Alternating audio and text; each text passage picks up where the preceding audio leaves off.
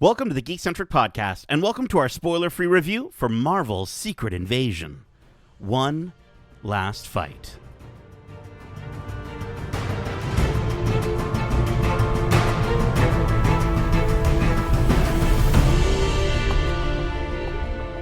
Welcome to the Geekcentric podcast. My name is Nate, and this is our spoiler-free review for Marvel's Secret Invasion, episodes 1 and 2. Special thanks, as always, to our friends at Disney Studios Canada for letting us watch these episodes early for review. If you're joining us for the first time, we are Geekcentric, a podcast focusing on the world of movies, TV shows, games, toys, and collectibles, and all things geek-centric. Now, before we go into hiding, let me introduce you to my fellow Skrulls joining me today. First up, beaming down from the high in the sky, we have a Daryl, a Donovan, and now a delightfully young man. He's Darcy, the green-loving Hudson. Yep.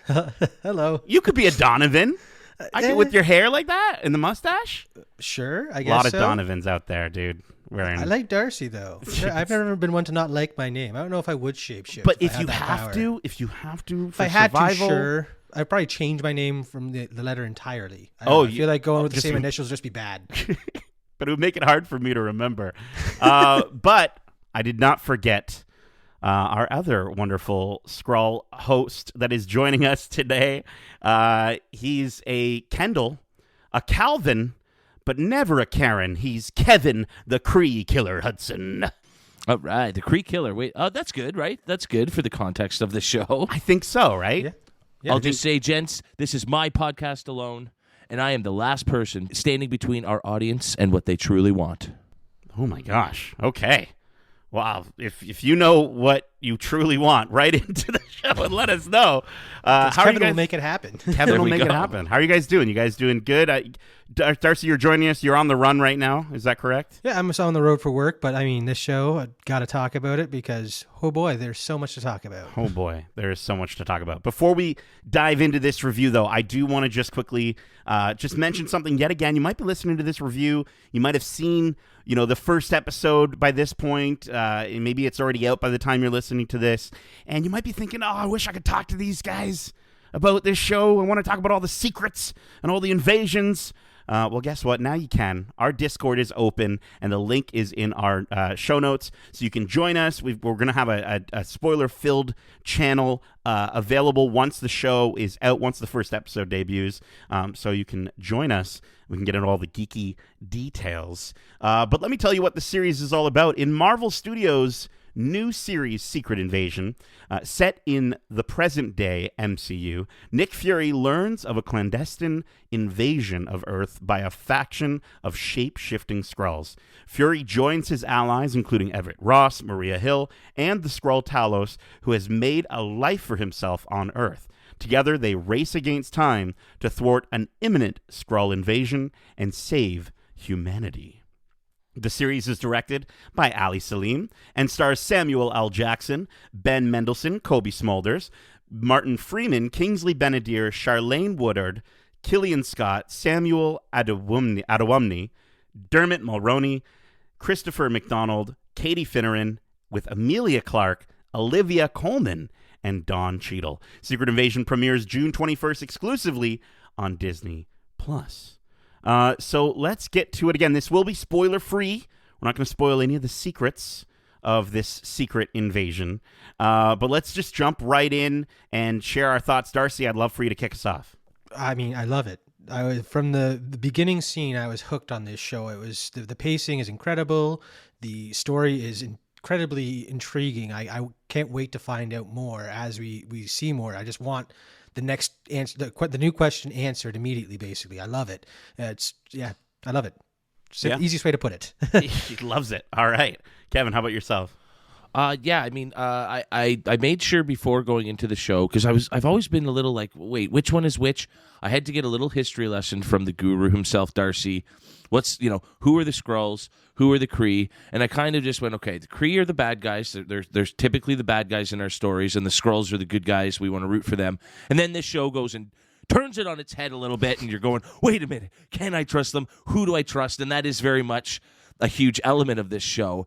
And I did get a little nervous after that first episode. I was like, man, if they're going to play the Skrull trick and we don't know who anybody is the whole time, that might get a bit much. I was glad to see that the second episode here did tone down on that a little, but I do think that mystery is always going to be there because the whole idea is who can you trust, and they do such a good job with that. This is, I saw some other people's early thoughts on the show, and it's humorless. Well, yeah, it's supposed to be. You don't watch The Bourne Identity for the jokes. Mm-hmm. This is deadly serious Marvel. This is espionage. This is, covert intrigue, and they nail the tone of it so well. I was hooked on that tension and suspense. This is, again, Marvel showing that they're different. They want to be different every time they come out, and I'm loving the tone that these first 2 episodes lay down for the show. Well, and Can I change my answer to what Kevin said quickly? He said it way better than I did. So sure, throwing absolutely. that in there. I'll just re-edit it to cut in Kevin's response when you go. Yeah, perfect. But this is the first series of Phase 5, and so they have to bring the heat with this. I think it's. You were mentioning, Kevin, about people thinking there's not as much humor. I think Samuel L. Jackson always just brings it, and there is a level of humor to him, but it also goes along with his swaggy attitude and just how freaking badass he always is. And I there were some moments that did even have me chuckling within the first episode. I think the idea of how these episodes are sort of laid out. I think the pacing for these episodes, I think, might be something that could rub people the wrong way. I know for myself, in episode 1, it did, and then by episode 2, I fully understood sort of what they were getting at with the pacing. I think if you're watching episode 1 and you're kind of feeling like it's going a little too fast for you, it's fine. Don't worry. It does slow down a little bit in that second episode purposely, and I think for a good reason. And ultimately, I think this pacing in terms of that sort of breakneck speed of the first episode, it's to put you into the shoes of our main character, of Nick Fury, so you can kind of be on the same sort of wavelength of, you don't know everything that's going on. Nick doesn't know everything that's going on. And that's new for this character of Nick Fury. And so I think that's why it might feel a little bit jarring at first. But after a little while, especially in that second episode, I definitely fully sort of got hooked into understanding why they were pacing it the way they were. And you touch on another element that I could see rubbing some fans the wrong way. And that is, this is not the Nick Fury we're used to. This is not the same Nick Fury that we've had for the last 15 years now. A lot's gone on in this man's life, and a lot's gone on in the MCU, and Nick has kind of been there through it all. He has seen some shit, and he is wearing those scars, not just over the eye, but emotionally, and it's clearly worn him down. This is a beaten down, broken Nick Fury, and then you did also say that he's coming with some quips. He's got this like, I've got nothing left to lose attitude, yeah. Right? He's been through, survived, and returned from the snap, and now it's like he feels like this is maybe his one last chance to save Earth. But there is that sort of PTSD of the snap lingering there, and so he's battling these two sort of elements of his personality all at once. This is the most complex we've ever seen Nick Fury, and that is so great that the character kind of needed that push to be challenged a little. Everything sort of, he's always gotten the job done, and now it's like, what's he going to do? How can he do it? I love that sort of intrigue around the character. And I really appreciate that the show doesn't just, sort of, in a way, pick up from the last time that we saw Skrulls. It kind of does a thing where yes, there is a gap. There was a gap since the last time we saw Nick Fury, and it acknowledges that. And I really appreciate that, because it actually, like, the characters are actually saying, like, where were you? What was going on? Not just the audience saying that. And oftentimes when we have these characters that are gone for a long period of time and then come back, we don't really sort of get them acknowledging or saying, that they were actually gone. And I like how the show sort of aligns us as the audience with these characters in that way. Speaking of a few other characters, I also want to bring up Olivia Colman as probably. I was just about to. Oh, that was my next person I wanted to bring up. Well, then Darcy, talk about her. Why is she so amazing in this show? I mean, I said it. I think we were driving to a screening the other day. Again, you were saying I'm saying it now. Goddamn, Hot Geek Summer. So we've been traveling back and forth a lot together lately. So we were talking, and I said she reminds me of a Dolores Umbridge of the MCU, in that she is delightfully charming and incredibly terrifying. And every time she's on screen, she is stealing the scene. It is. Yeah. I can't wait for more of her character. I love it so much. Yeah, she's so you want to be there in the room with her, and all you want to do is get out of that room the moment she starts drilling into you, and drilling into these characters. And yeah, she's terrifying, but in such a lovely way. Mm-hmm. Umbridge is such a great parallel to draw so there. Good. I love that. And it's such a fascinating character. And so I just love that in the last 5 years or so, the MCU has gotten to this point where it's like, oh, let's just go get, an Academy Award winner who's been nominated for Best Actress 3 times in the last 4 years. Just one of the literal, not one of the literal best actresses on the planet working today. Let's just get her into our show. It's amazing that people want to come and work on the series, and it just. And especially in a show like this with so much gravitas and so much at stake here and depth that she can deliver and really bring the performance there.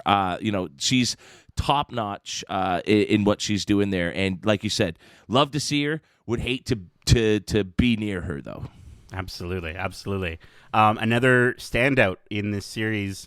Also terrifying at times in the show is Kingsley Benadier, who just has such a suave, reserved sort of presence, and that's what's sort of scary. It's like, what isn't he saying that's terrifying? Yeah, he says so much without saying anything at times, and you're just like, okay, what is going on in this man's head? And it's so, again, invigorating to have a villain that is that appealing for the mystery or the what's behind the words he's saying. I love it. And then when he does talk, though, once we get to the second episode and you sort of, okay, now we're understanding his motives and motivations. That's what these first 2 episodes are doing. It's such a great, almost 2-part setup to where these characters are coming from, why they're doing what they're doing. They did a great job there. And when he does talk, it's even scarier. He doesn't need a lot of words to make an impact. I just love that we have the second person in the MCU with Ben Kingsley in their name. It might be mixed up a little bit, but it's when I saw the credits, I thought, well, that's interesting. Anyways, I thought that was a fun little. Oh yeah, and I mean, we've already got a couple of Benedicts as well. Just how many of all these? The Chris's, they like to repeat names for these actors, repeating their names. And I think the only other person that I do also want to call out is Don Cheadle, who I'm in these first couple of episodes.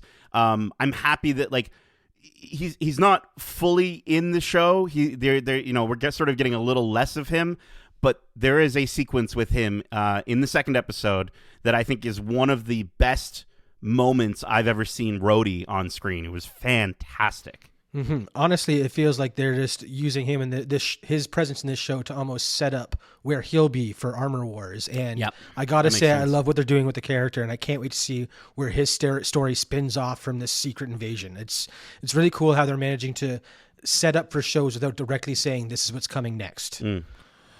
Well, and once again, this is not the same character we're used to. He has, again, seen some shit. He's going through stuff. Rhodey's at such an integral position where he is now that he's not kind of that fun-loving, guy that we met all the way back in Iron Man 2, I guess, if that's the Don Cheadle iteration of the character, or maybe Iron Man 3. I can't remember when the switch happened. But anyways, once again, even from Falcon and Winter Soldier, his tone has changed a bit. He's a bit more serious. He's no nonsense, and I think he's doing a great job. And like you said, I'm very curious to see how this leads into his sort of role in Armor Wars and everything. Now, as far as the tone of the show, I think I sort of said in a tweet, and I'm sure it's all over Twitter, people comparing this to Andor. It is a elevation in maturity for the MCU. It does take its time in terms of I think it slows down, and it's in the second episode where it starts to take its time after the sort of breakneck pacing of the first episode. And I'm okay with that. I really do hope, though, that they can nail what they're going for within the next 4 episodes. Because even though they're an hour long each, which is refreshing, it's a lot to cover. There's a lot of ground they have to make.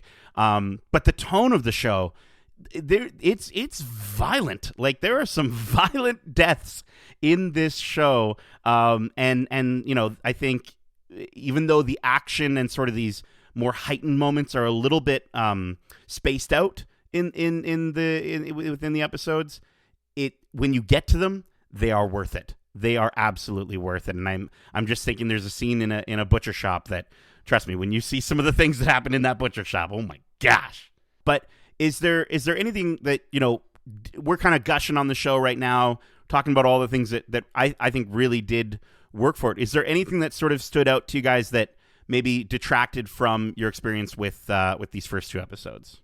I mean, personally, I haven't really seen anything in these first almost 2 hours that didn't work for me. From the acting, I love the character actors they brought in, even in smaller parts. To, again, like we talked about right off the top, the tone. This, I love comparing it almost to a Bourne Identity, and not just because of that sort of espionage, CIA covert tone, but that the mystery for Bourne is who am I, whereas this is flipped and we're going, who is that? Who is that? Who is that? I love this idea that you really can't trust anybody, and they do such a good job over those first 2 episodes saying that's the friggin' point. You can't trust anybody. So I'm not even sure where I stand after these 2 episodes, if I really believe everyone and everything we've seen. There has to be somebody pulling some strings that we just aren't aware of. I mean, one of the characters we've seen, obviously, it's not some mystery character, but who is being sincere, who is being truthful, and who is really pulling the wool over our eyes. And that is so fun and so exciting to think about going into these last 4 episodes. And Darcy, being our resident comic book expert, would you say that this is doing the Marvel thing that you love of differentiating from the comics? Is it sticking true to the comics? Where are we at with that? Well, so far it's very divergent in my memory, because the Marvel comics was more about all the heroes being replicated and stuff like that. Where right now we're it seems like we're in the early stages before they've gotten that far, or if that even is an end goal. Right now they're just trying to sneak in wherever they can. So I'm loving how they're doing this, and again, they're really upping the game from that original comic run, I think. Now, when you say heroes, are we talking heroes? Are we talking the same heroes that very subtly? I love the little subtle mention. There's a great conversation that happens between 2 characters, and they say, our friends, and we know who they're right. talking about. Are those the friends that start getting replicated? That's the thing. In the comics, you couldn't trust any hero in the game, because the Skrulls in the comics, being the ultimate baddies that they are, had found a way to replicate the Earth's mightiest, and that's how they were such a threat. That was the route they're going. Where this one is more, again, that political thriller subterfuge, and it's the people that you're afraid of, not the heroes, which I think is really cool. I will say, yeah, I think that is actually a little bit, it's kind of refreshing, right? Mm-hmm. Because I feel like oftentimes in these shows, when we do have them, I think back to like WandaVision, and it's like, when is Doctor Strange going to show up? When is Doctor Strange going to show up? Right? Here, I don't really feel like I need that, and I think it's refreshing that we're following sort of the Maria Hills, the Nick Furies, right? There's the regular guys who got in way too far and are having to deal with it. Yeah. Yeah, it's really, really, really good. I think the only thing that I noticed within these first 2 episodes, and it's so minor, but I think there's a little bit of sort of some awkward blocking that's happening. There's a couple of moments of dialogue that felt a little bit weird, where a character just sort of says it cuts to a scene, we see 3 people in the scene, a character says one line, and then it cuts to the next scene. It's just a little bit off in terms of what I'm used to with the quality of sort of how these shows are done.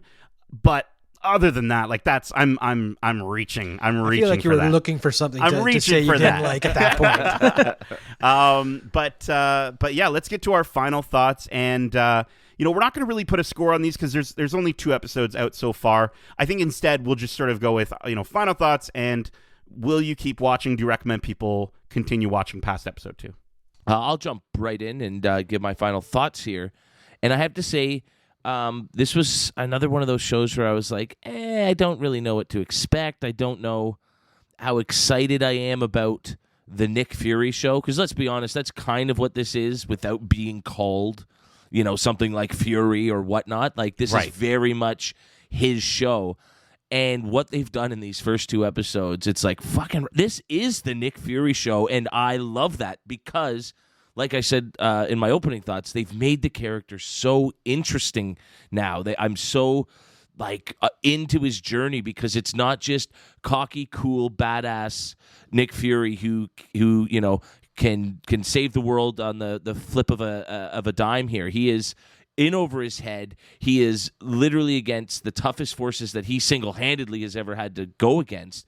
And that just adds so much drama and intrigue. And then you pile on this incredible cast of characters and the actors playing them. I'm very excited to see where this goes. This feels like it'll be a 6-hour movie type event. This isn't an adventure of the week style show. This is going to be one through line story, start to finish. And I love that. I love the shorter 6-episode time frame. I will just say my only thing going forward is if you tease me in episode 2 with Christopher McDonald, who is one of my favorite character actors in the world of television, we're talking Shooter McGavin himself. If you tease me with him in a scene for like 5 seconds with one line of dialogue, and that's all I get to see of him over the course of this, that's going to bump it down a whole number grade when I get to my final thoughts at the end of this. Okay. But in all seriousness, I can't remember a Marvel project where we're discussing it like this. And again, we're only a third of the way through, but I can't remember one where I'm just like, I was pretty much perfect for what it is and what it's done so far. I got nothing bad to say at all, and I think that's a real testament to it. The trailers made it look cool, but I still wasn't sold. I am so sold on this 2 episodes in. Beautiful. Darcy, how about yourself? Yeah, I mean, I'm pretty much in the same boat as Kev. Except for the fact that I was excited before because, again, being a comic book nerd, I know the potential of these shapeshifters and how dangerous they can be and how much again political intrigue you can spin from that, and what they're doing with the show is incredible. You said if I would recommend this people or if people should watch it, 100%. If you are looking for more from Marvel, this will satisfy that urge because it is so much more mature. It has so many more interesting plot lines that aren't going to be resolved before in the next episode or anything like that. They're going to keep dropping these mysteries and it'll just pile on top of each other until what I can only hope will be such a satisfying conclusion when Nick puts all the pieces together and figures out what's going on and what's at stake. And again, I was hooked from the first scene, and I'm begging for the next episode now because we only talked about 4 of the actors and how great they are, but the entire cast in this show is bringing it in every scene, and it is maybe that's what's making it so good. But Ben Mendelsohn as Talos is incredible. Yeah. I'm so glad we got to return to this character. How did we get through this whole review and not mention him yet? That is a travesty. He's so damn good. Yeah, I was saving it for my final thoughts because, again, he is yet another reason to watch this show because another character who we were familiar with, but now we've seen what his time on Earth has done to him and where he's at in terms of his race. Should we trust him? He is a Skrull, and this is a secret invasion of the Skrulls, so where's that going? And just I can't wait. This show is incredible. Watch it. I'm going to keep watching. I'll probably watch it 100 times once it's done if it keeps up this track record because I am loving it. Good stuff. I'm loving it. Ba-da-ba-ba-ba. Grimace's birthday. Maybe Grimace is a Skrull. No, no one's going to understand why you're talking about that. That's so out there. I think Captain America, Winter Soldier, and Falcon and Winter Soldier walked so this series could run, and this series runs, and it's really, really it's just really sort of I'm really enjoying sort of the big sort of shocks that it is giving us, the way that it's again using the characters' experiences off screen as a way to sort of supplement all the moments that we haven't seen, and giving us understanding of it's sort of telling us like, hey, this is where characters were, this is what's happened, and it's acknowledging that, and I really do appreciate that. I think it's a more mature take, it's a more mature tone, and ultimately, yeah, I think. Let's just put it this way. If each episode ends as shocking as these 2 episodes ended, for completely different reasons too, like having me feeling completely opposite ends of the spectrum of feelings with each ending of each episode, if they can do that for the next 4, this will be a fantastic series, and the first fantastic series in Phase 5. So yeah, watch it. Watch the crap out of this show. I mean, it's Marvel. You're going to do it whether we say to or not. I just don't understand how you can be a fan up to this point and pick and choose projects. You can't. No. You have to kind of watch everything and maybe suffer a little bit through some of the ones you don't like. Like, I didn't love Miss Marvel, say, but you got to watch it, and there's a reason these shows are happening, so that the movies don't need to spend as much time explaining character arcs and everything like that. But like, this is one that, my goodness, it's so damn good. Not only do you have to watch it, I can't imagine you not enjoying it. Absolutely. But that is it for this review discussion for Secret Invasion episodes 1 and 2. We hope you enjoyed it, and if you did, make sure to subscribe to us wherever you like to listen to podcasts, if you haven't already. If you want to write into your show or this show with your thoughts on this show or any of the movies or shows we cover, well, let me just send a secret Skrull code over to Darcy so he can let you know how you can reach us. Well, they can reach us at wearegeekcentric@gmail.com. That's wearegeekcentric@gmail.com. Or if you don't trust Gmail like Nick Fury doesn't trust a Skrull, then you can reach us on Twitter at GeekcentricYT or on Instagram at wearegeekcentric. Keep in mind, we have a ton of other great episodes covering the latest in movies and TV shows, including our recent spoiler-free review for The Flash, Disney and Pixar's Elemental, Flamin' Hot, Transformers: Rise of the Beasts, and Spider-Man Across the Spider-Verse, which we also have a spoiler-filled discussion out for. We also have a ton of interviews out now, like our most recent interview with Peter Sohn, the director of Elemental. Justin had the chance to sit down with this man, and I can't wait for you. If you haven't watched this interview yet, go watch it. It's so lovely. You can tell he put so much of himself and the team of Pixar into that movie. You can find that interview as well as all of our interviews on your podcast service of choice or over on YouTube at youtube.com/geekcentric. And coming tomorrow, we'll have our interview out with Kingsley Benadir, who plays Gravik in this series, and as well as the series director, Ali Salim. Justin had the chance to sit down with both of them, and so you'll be able to check out those interviews tomorrow. So make sure you subscribe here, subscribe on the YouTube, keep up with all the geeky goodness we got coming at you in this hot geek summer as it continues. Look forward to more of our coverage of things like Indiana Jones and the Dial of Destiny. We might possibly have an interview with some of the cast of that movie, as well as our upcoming review for Wes Anderson's Asteroid City. And we also will be doing a watch club for Secret Invasion. We're going to break down each episode weekly, with episodes releasing on Friday. So that gives you a little bit of time in case you miss it. You can join us for our watch club. Full spoilers in the watch club. We'll get to all the secret details. So, check out that Discord link in our show notes so that you can also maybe write in. Maybe you've got theories. You want to tell us about them. We can talk about them on the watch club. And so, yeah, make sure you do all those things because, if you do that, I promise to find you a new home. Okay? You'll get that when you watch the show. Darcy and Kevin, thank you so much for joining me for this secret review. And as we say, love ya. Laters. Get home safe, guys.